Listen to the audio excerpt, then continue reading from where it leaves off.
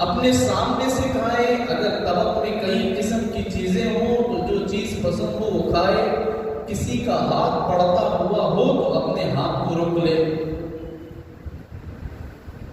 طبق میں یعنی ڈیش میں یا شیٹ میں 4 طریقے کی چیزیں رکھے ہیں، بولے تو کسی کا ہاتھ پڑتا ہے تو کیا کرے؟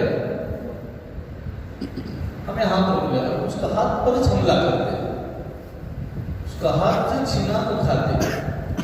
کیا ہوتا ہے؟ چھینا کو کھانے میں جتنا مزہ ہے دوسرے میں مزہ نہیں۔